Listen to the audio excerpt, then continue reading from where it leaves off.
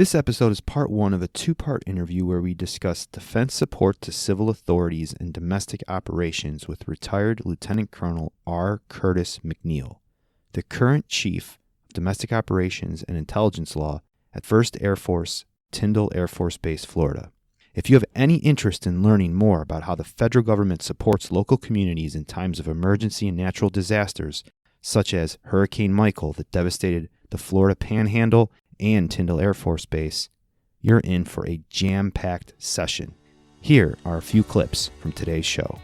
We're operating in the United States. We're using defense capabilities for a non-defense mission. And that's where the legal part comes into play. As the water rises, so does the jurisdiction of the Coast Guard. So the Coast Guard jurisdiction kept getting bigger and bigger, and they were running out of capacity, and we had helicopters available. Welcome to the Air Force Judge Advocate General's Reporter Podcast, where we interview leaders, innovators, and influencers on the law, leadership, and best practices of the day. And now to your host from the Air Force Judge Advocate General School. Welcome to another episode from the Air Force Judge Advocate General School at Maxwell Air Force Base. I'm your host, Major Rick Hanrahan. Remember, if you like the show, please consider subscribing on Apple Podcast and leaving a review. This helps us to grow in outreach to the JAG Corps and beyond. Well, if you have any interest in defense support to civil authorities or domestic operations, today's show is for you. I'm excited to introduce our guest, who is an expert in these fields of law and gained a unique and newfound perspective when he lived through Hurricane Michael and nearly lost everything as a victim. Our guest today is Retired Lt Col R. Curtis, quote-unquote, Crash McNeil. Sir, it's a pleasure to have you in studio today. Thank you. Happy to be here, and hopefully this will be helpful to folks and maybe useful to somebody, but I'm looking forward to the opportunity to share whatever information I can. Lt Col McNeil is the current Chief Domestic Operations and Intelligence Law at 1st Air Force Base, Tyndall Air Force Base, Florida. He provides legal advice and support to air component commanders and operators who plan for and execute homeland defense and civil support missions for the United States Northern Command. He is also legal advisor to United States and Canadian military personnel who plan and perform aerospace warning, aerospace control, maritime warning, and defense missions for the continental United States on a daily basis in furtherance of North American Aerospace Defense Command's, or NORAD, charter to detect, deter, and defend against attacks on North American land by air and space. Colonel McNeil received his commission in December of 1988 through the Air Force ROTC program at Baylor University. He served as a systems engineer for satellite development programs and advanced technology program analyst and the Air Force Military Critical Technologies Program Manager before cross-training into the law. He entered the Judge Advocate General's Corps through the Excess Leave Legal Education Program in 1988 and retired from the Air Force in April of 2009. He has served in numerous positions throughout his career, including Headquarters Air Force Special Operations Command at Herbert Field, Headquarters Continental United States North American Air Defense, 1st Air Force at Tyndall Air Force Base, Headquarters Air Combat Command at Langley Air Force Base in Virginia, the 49th Fighter Wing at Holloman Air Force Base in New Mexico, Air Force Flight Test Center at Edwards Air Force Base, California, the Headquarters Air Force Material Command at Wright-Patterson Air Force Base in Ohio, and also Space Systems Division at Los Angeles Air Force Base, California. He has also written and published on today's topics and has extensive experience in the topics. So, sir, with that backdrop, perhaps you could provide a little more background on how you became interested in these areas of the law on domestic operations and defense support to civil authorities. Having spent the first half of my career as an engineer in advanced technology research and in operations of like at the Flight Test Center, we were looking into how to do additional launch vehicles from different places in the United States. And the engineering background, when I started working in the JAG Corps, one of the things I did was a mishap investigation. And when I went to do this mishap investigation, the fact that I understood engineering, understood how the things were put together, it made it easier to understand how they might have fallen apart.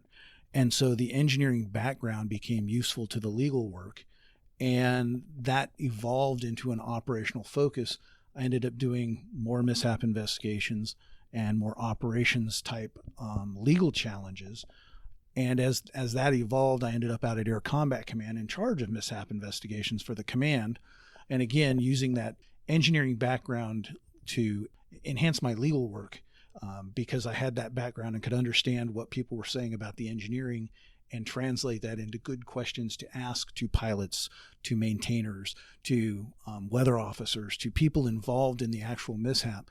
And so that mishap investigation experience and that experience with the operational focus pushed me down to Tyndall, to a homeland operations environment. And so the assignment down at Tyndall, as I'm working on air defense of North America and then civil support, it was shortly after the stand-up of U.S. Northern Command following the Katrina hurricane experience. And so the 1st Air Force is also Air Force's Northern for Northern Command. And so we're the air component that is responsible for both homeland defense and defense to support to civil authorities.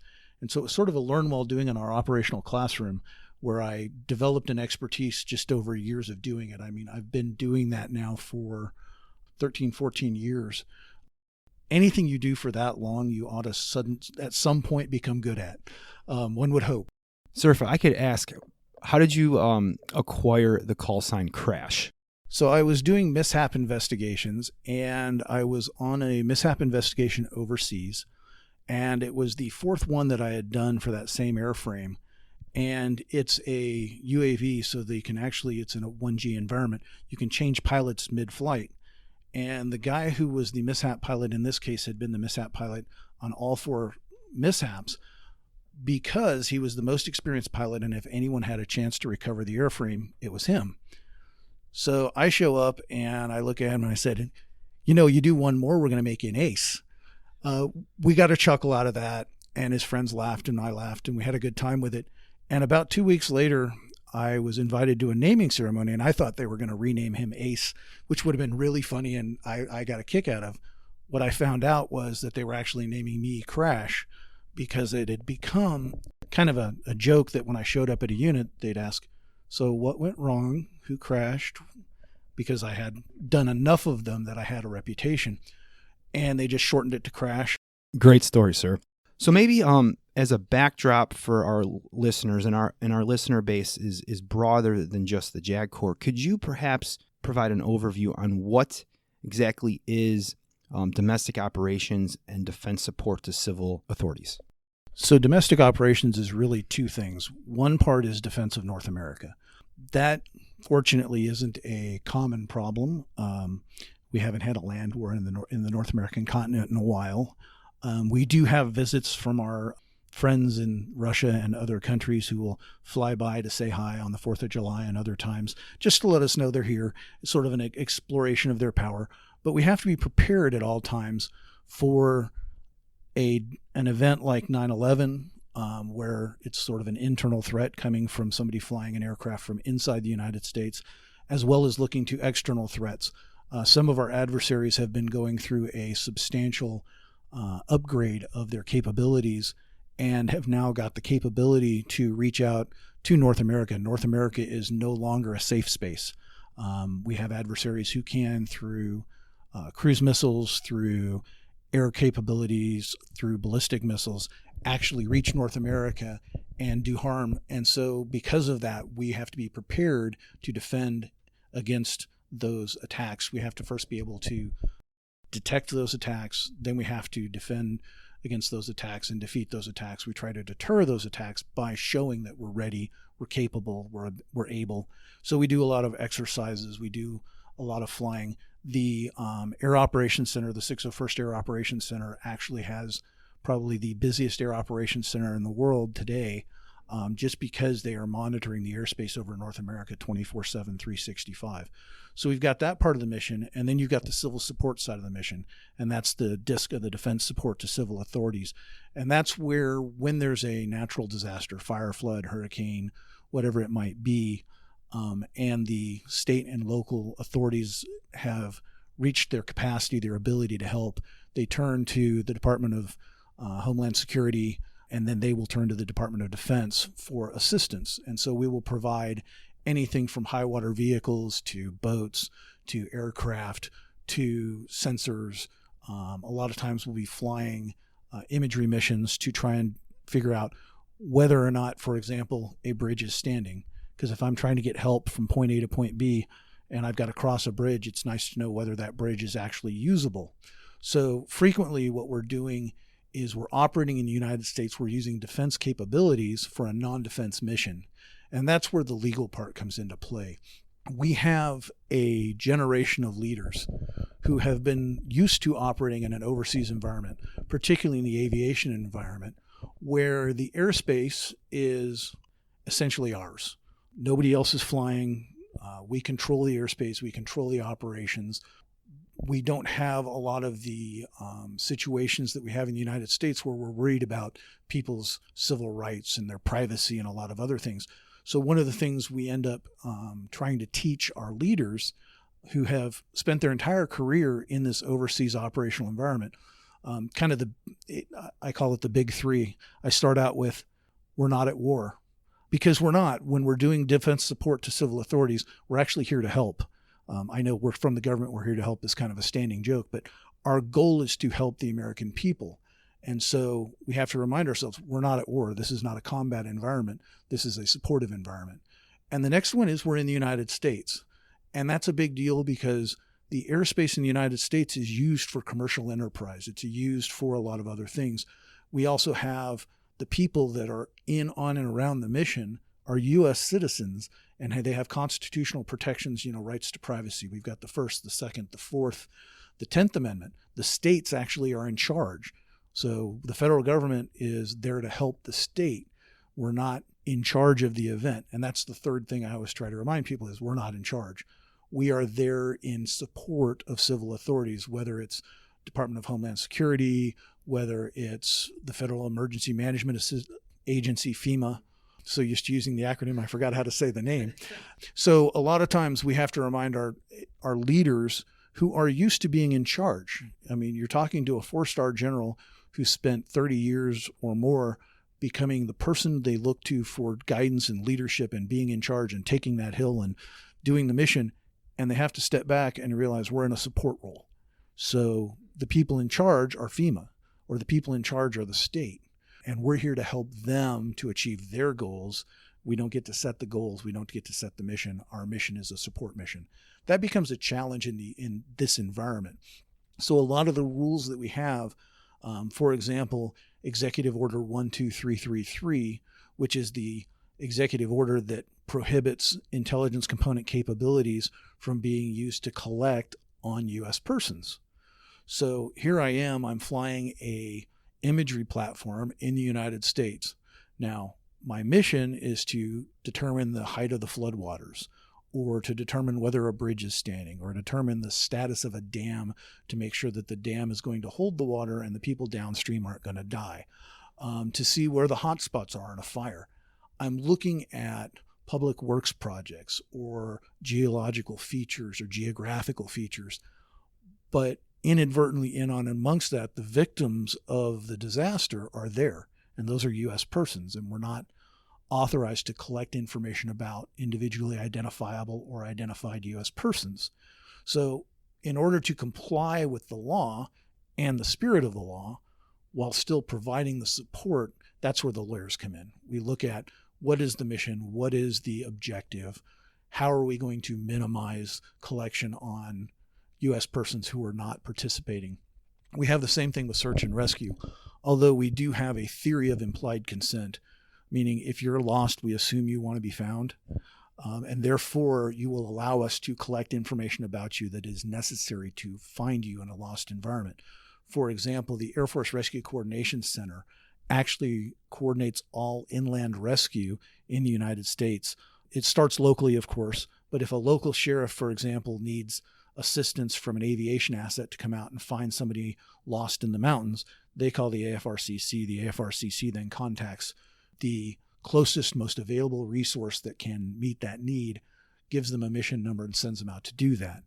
There's a presumption there that the person that we're looking for actually wants to be found. I do occasionally wake up at night and worry about the Grizzly Adams scenario. You probably don't remember Grizzly Adams. It was a TV show when I was growing up about a guy who went into the woods to hide and didn't want to be found. And one of my biggest fears is we're going to go find somebody who was not wanting to be found. When we're doing that, a lot of times the call comes from a law enforcement agency. And as you know, the Posse Comitatus Act doesn't allow DOD forces to be used for law enforcement.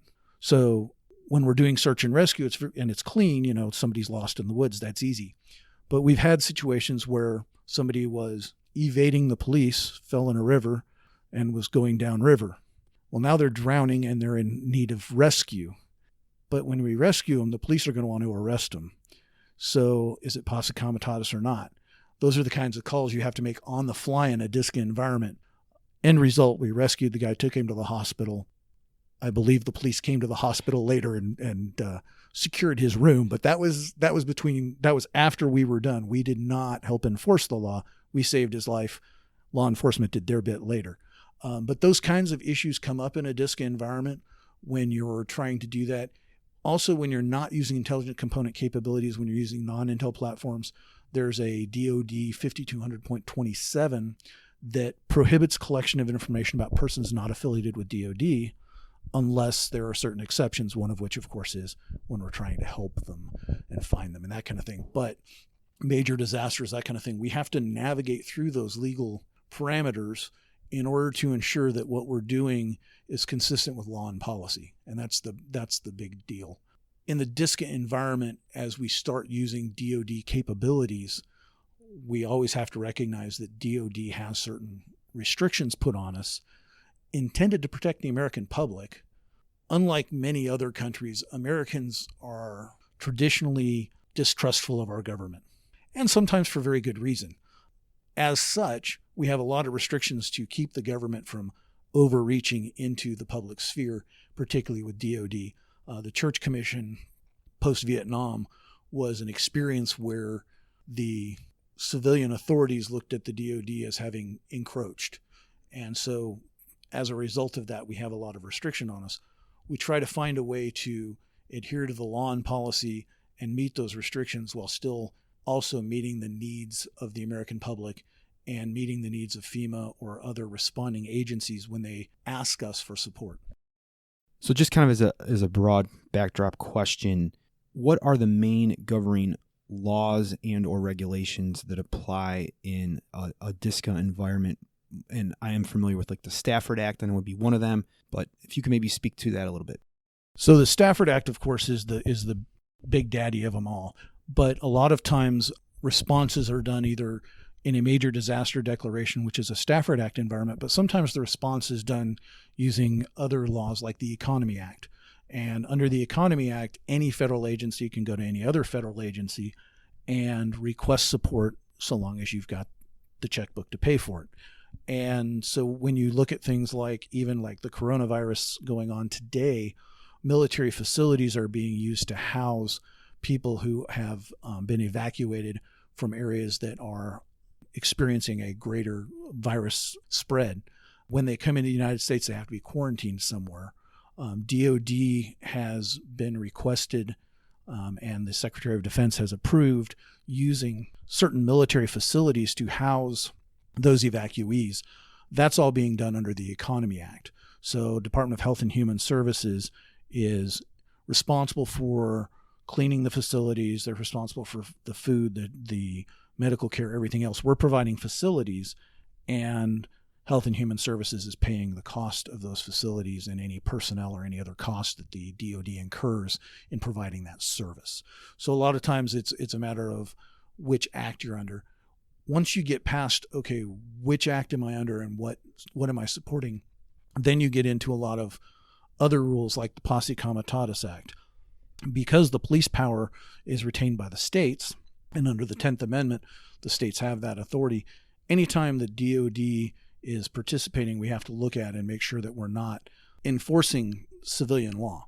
That's not our function. So we look at the Posse Comitatus Act. We have to look at the Stafford Act or the Economy Act to make sure that we're not misusing appropriations. We then look at like Executive Order 12333 to look at the intel oversight portion of it. DOD 5200.27 for the non-intel units as far as collection on persons not affiliated with DOD. So there's a number of different laws that come into play. And then there are execute orders. Like there is a standing defense support to civil authorities, or DISCA exord. And that lays out what things the Secretary of Defense has authorized within his authority. And it's essentially a delegation of authority to the commander of U.S. NORTHCOM, commander of U.S. INDOPACOM. So it's a delegation of the Secretary of Defense's authority under certain circumstances to take certain actions. What that really does is when an emergency occurs, it gives us the ability to respond quickly because, let's face it, the Secretary of Defense is fairly busy. And if you need him or her to make immediate decisions, in a crisis, you can get a hold of them. It's been done. But it's preferable if that authority has been delegated to somebody a little lower in the food chain who can execute faster. So we use a lot of that. There's a chemical, biological, radiological, and nuclear execute order of the same nature, so that if there's a major chemical incident that needs DoD response, we can respond in a quick and efficient method without having to go all the way to the Secretary of Defense for approval. So it's just a matter of that. Those are policies that are put in place. They're essentially delegations of authority. And then it becomes what is the disaster, what is the issue, because a pandemic, influenza, or infectious disease brings in all kinds of medical issues. The DoD is not authorized to enforce civilian quarantines, for example. So let's go back to this coronavirus.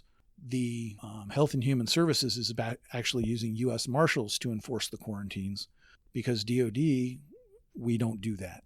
So we'll provide you facilities, we'll provide you a place to take care of these folks. But as far as providing security, medical care, all of that, that's a Health and Human Services function and a U.S. Marshals function. It's not a DoD function.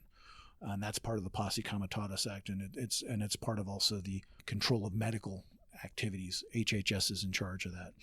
So a lot of times it comes down to who's in charge and what do they need from us, and then whether or not we can provide that.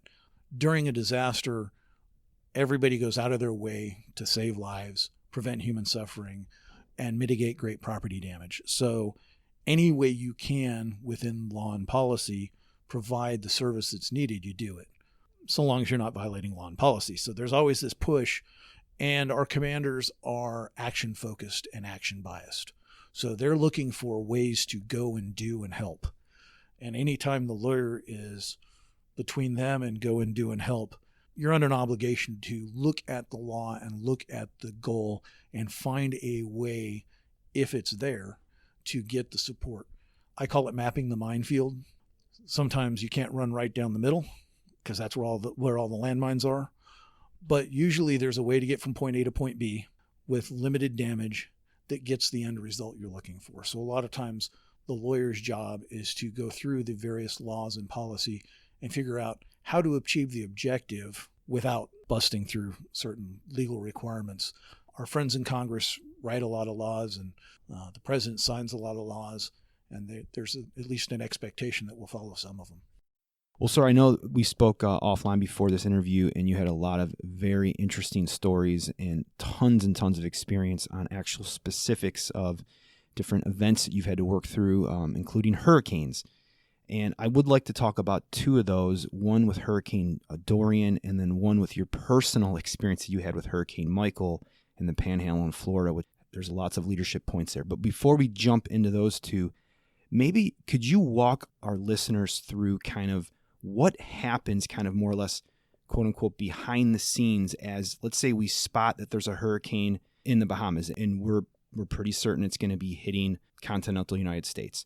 What is going on at that point? What are you doing with your team? What are all the legal things you're working through? Could you kind of like walk us through day one, so to speak, as you're working pre-hurricane, actually getting to land? So before we ever spot the hurricane, at the very beginning of every calendar year, we put together what's called a annual PUM and an annual DILR. So a PUM is a proper use memorandum, and it's a document that says, I know what the law is. I'm going to be using DoD intelligence component capabilities to collect information. I recognize that I'm not allowed to collect on U.S. persons, but I'm looking at geographical features. I'm looking at bridges, dams, roads, that kind of thing. Here's the plan for how we're going to use those capabilities. And we promise we'll follow the law. And it has to be signed by the intelligence oversight lawyer, which is me, and then by the senior intelligence official at the unit, which is usually the director of A2.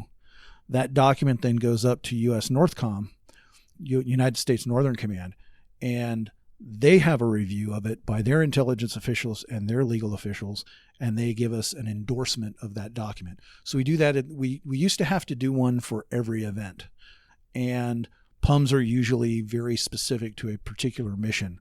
But we found that the process right after a hurricane makes landfall, the imagery you need is right now, and that process was taking longer than we wanted. So we figured out how to do one for an annual in the vicinity of the event. We have this PUM that we write, this proper use memorandum. We also do what's called a domestic imagery legal review. That's for the imagery done by non-intelligence component capabilities. So at the beginning of the year, we write PUMs and DILRs for catastrophic natural disasters, chemical, biological, radiological, and nuclear incidents, and for search and rescue. So that our search and rescue missions, so long as they meet the requirements in that document, and it's about a 3-page document, and the document lays out what they're allowed to do, what they're not allowed to do, what laws they have to comply with, and how they're going to comply with the law. And as long as they're operating within the 4 corners of that document, we don't have to do a new one. We do an addendum that says we did this mission under this PUM. So the PUMs and the DILRs are done in January. Hurricanes usually start sometime in July through November. So we do those way early. But we're also doing fires and floods and search and rescue and all of that. So we've got the PUMs and DILRs. We get those in place at the beginning of the year. Usually over the Christmas break, I write them and send them to NORTHCOM for their review. We have those in place. Then an event starts to gin up. Let's call it a hurricane coming, and we watch the weather coming off the Horn of Africa all day, every day. We've got people who are looking at that. Every morning during hurricane season, we actually pull up the chart. You can see the potential hurricanes forming off the Horn of Africa. So we're watching them all the way across the Atlantic. Same thing in the Pacific. So we're looking for storms in the Pacific and the Atlantic. The Atlantic is obviously the greater hurricane threat, so that's what we're looking at most. So one starts forming up, and we look at it, and it's 20 days away. At that point, you make sure the PUM and DILR are current, review the CJCS DISCA XORD, you look at where it might be going and start talking to those states, because those state authorities are the ones. We call FEMA and make sure that we've got phone numbers, and everybody just starts talking. And then as it gets closer, we'll usually stand up our contingency action team, the CAT, and usually that's about a week out. The CAT will stand up, and we'll start going through and looking at, okay, what do we have available? What aircraft, what supplies, what equipment, where is it? Where is it relative to where this thing looks like it's going? Do we need to request that the services pre-position some assets here or there? So you'll actually have assets start moving before the hurricane makes landfall. Now, you don't want to move the assets to the point of landfall or move people to the point of landfall, because you don't need more victims. You don't need your supplies to get destroyed by the hurricane. That's not particularly helpful. So you generally get them just outside the area.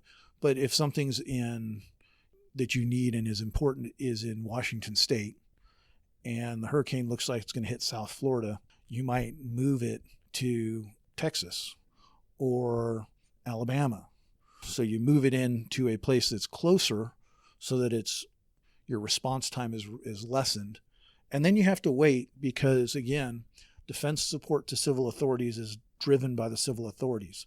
So at that point, prior to landfall, a lot of times you'll start getting pre-event mission assignments where FEMA starts figuring out, okay, what are they going to need? Let's start looking at, because a mission assignment is essentially a request from FEMA to DOD to provide certain support. And there are some things they always need. So Civil Air Patrol, always going to be needed. That imagery from those platforms is always going to be needed. You're going to, if it's a flooding situation, you're going to need high water vehicles from the Army.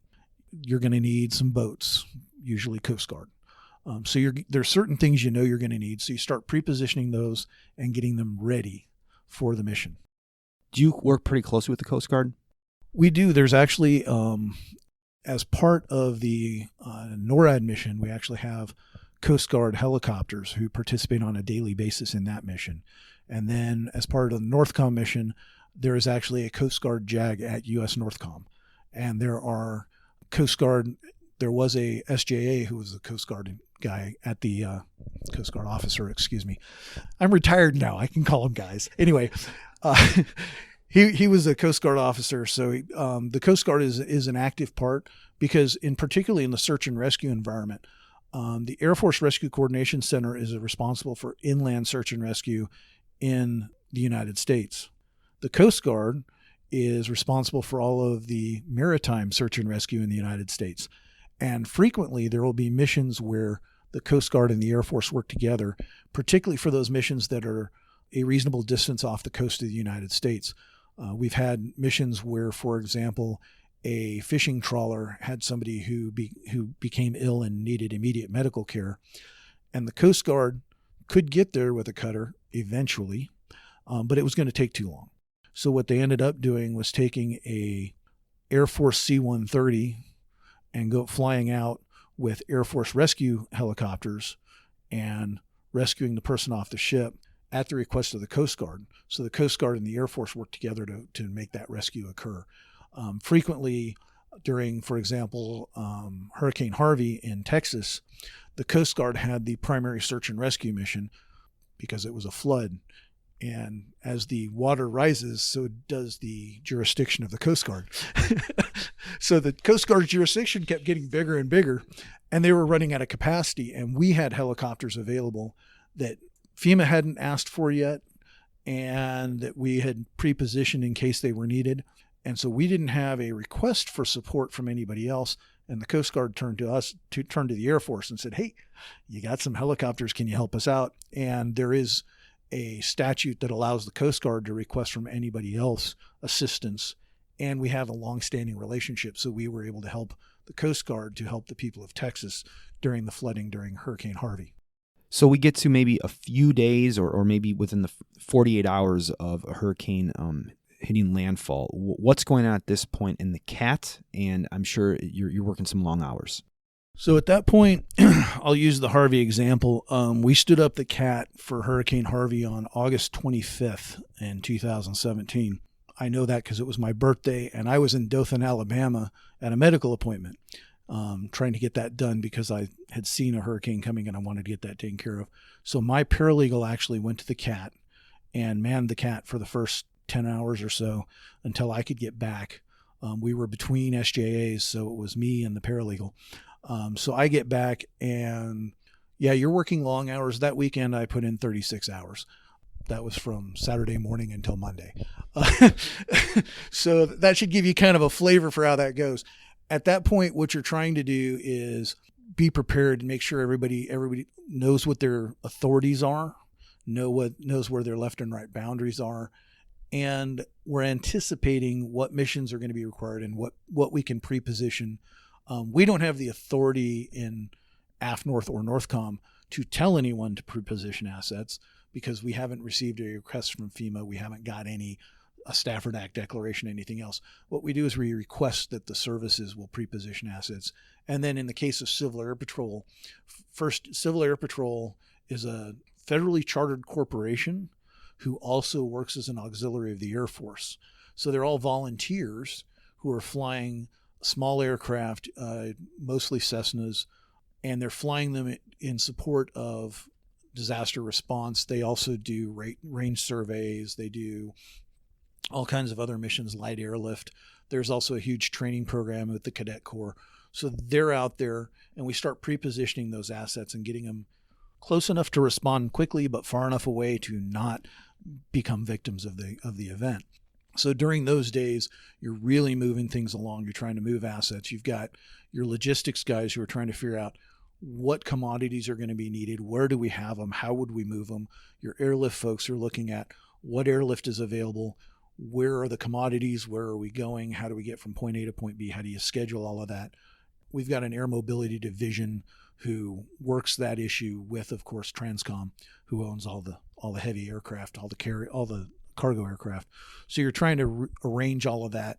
you're reaching out to your counterparts that you know at FEMA, at FBI, at CBP, Customs and Border Protection.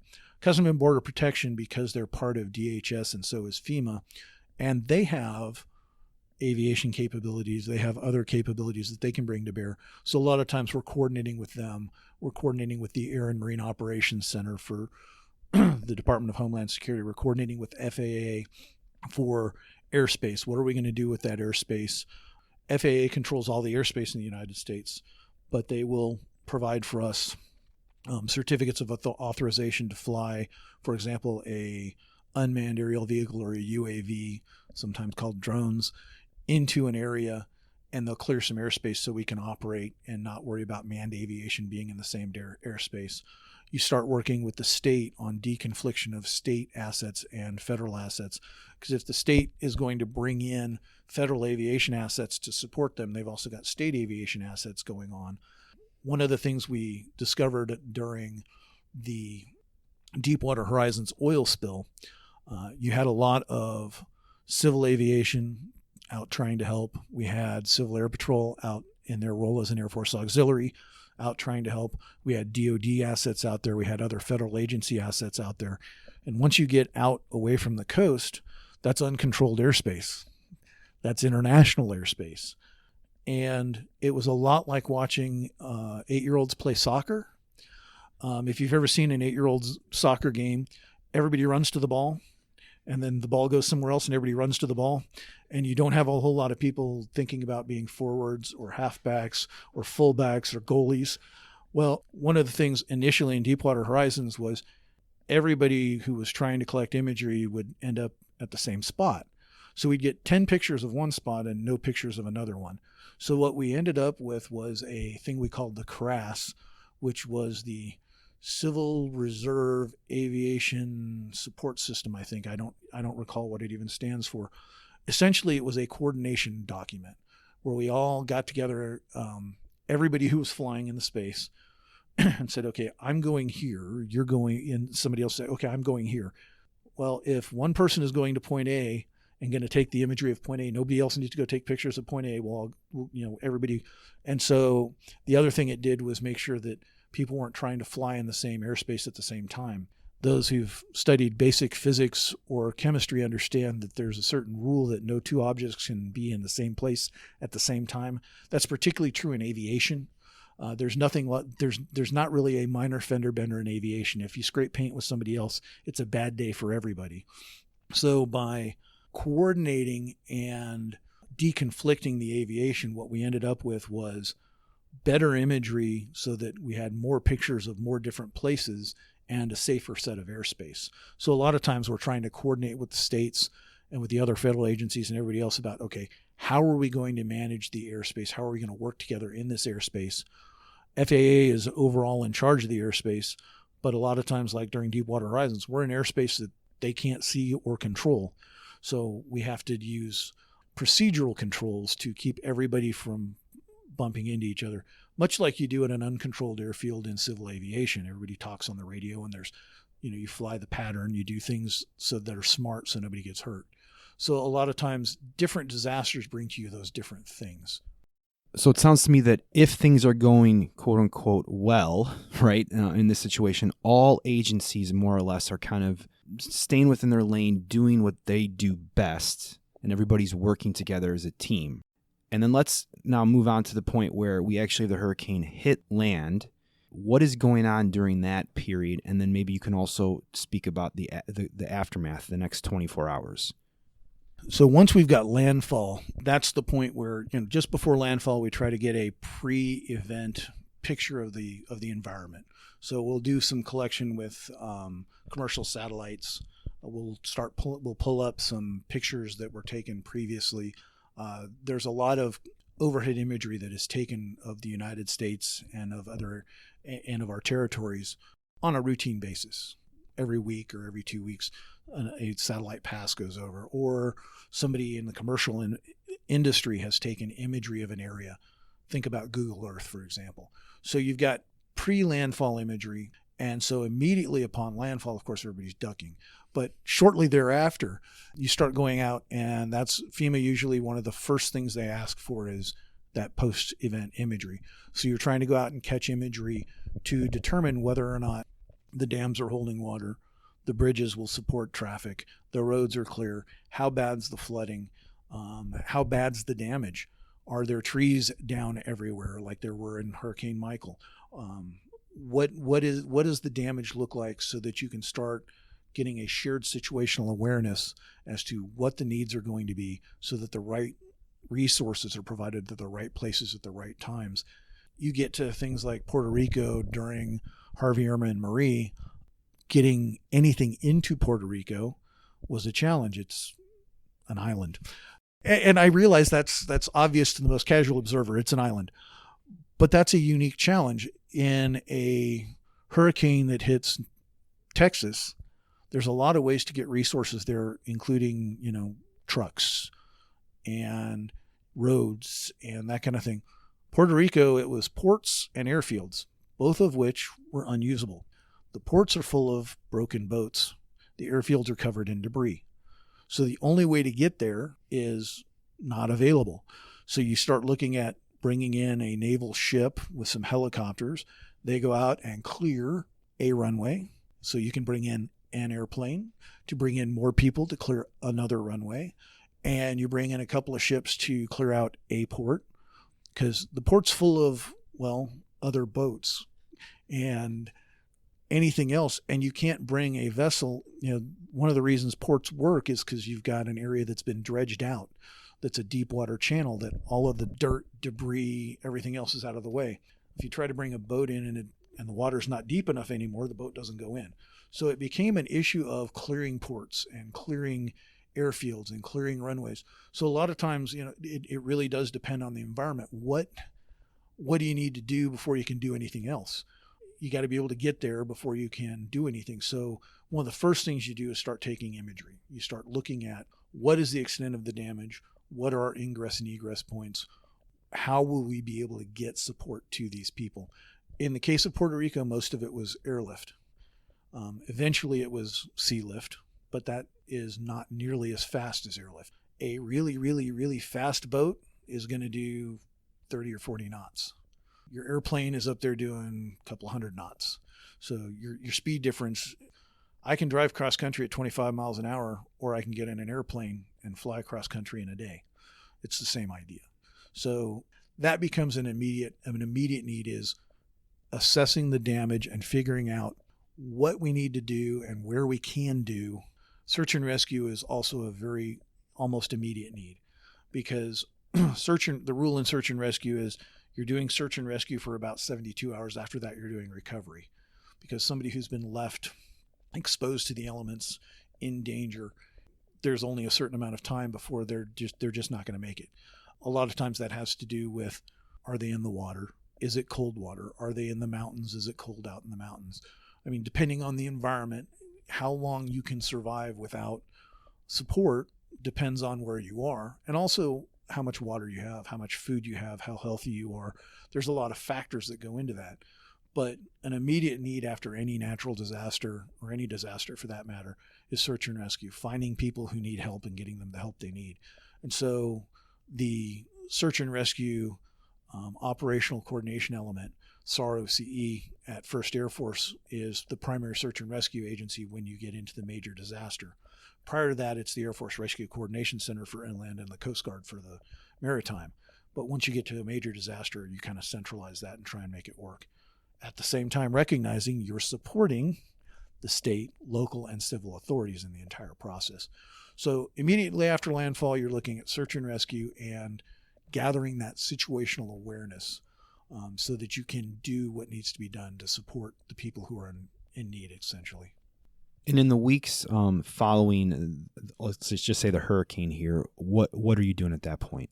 So in the weeks following, one of the things you're doing is evaluating. So you get these requests from FEMA and they say, oh, we need this. Okay. We try to get them much like you do in a combat environment, where you say, what effect are you looking for? And let me figure out the appropriate aircraft, weapons, et cetera, to do that. We do the same thing with FEMA. What effect are you looking for? I want to know whether the bridge is standing. Great. then we look at what assets do we have available, what capabilities can we bring to bear so that we can go look at the bridge. Frequently, and more frequently now than ever, we do that through the Civil Air Patrol in their role as an Air Force auxiliary. Civil Air Patrol is in every state and every territory. They've got aircraft all over the state, so they are a rapid response capability. They also are a very inexpensive capability because these are volunteers, community members who do this out of the goodness of their heart. We essentially pay for their food, fuel, wear and tear on the aircraft, that kind of thing. But I mean, they're flying aircraft that are owned by the Civil Air Patrol mostly, that we maintain through the Civil Air Patrol. Congress gives them money to do that. But the cost of a Civil Air Patrol aircraft, it's fuel for a small aircraft. It's essentially per diem, paying for their any hotel bills or food or anything else. So it's a very low cost capability, and it's immediately available. And it's not an intelligence component capability. It has no intelligence purpose, no intelligence function. So it's done under the domestic imagery legal review under those rules as an Air Force auxiliary. And we can get that capability out, and they can get you very quick imagery of what you're looking for. That concludes part 1 of our 2-part interview with Retired Lt Col McNeil. Please tune in to part 2, where we'll explore Lt Col McNeil's fascinating personal account of living through Hurricane Michael in the Florida Panhandle as a victim, and some leadership lessons from his experience. It's a story you won't want to miss. We'll see you on the next episode. Thank you for listening to another episode of the Air Force Judge Advocate General's Reporter Podcast. You can find this episode, transcription, and show notes, along with others, at reporter.dodlive.mil. We welcome your feedback. Please subscribe to our show on iTunes or Stitcher and leave a review. This helps us grow, innovate, and develop an even better JAG Corps. Until next time, nothing from this show or any others should be construed as legal advice. Please consult an attorney for any legal issue. Nothing from this show is endorsed by the federal government, Air Force, or any of its components. All content and opinions are those of our guests and host. Thank you.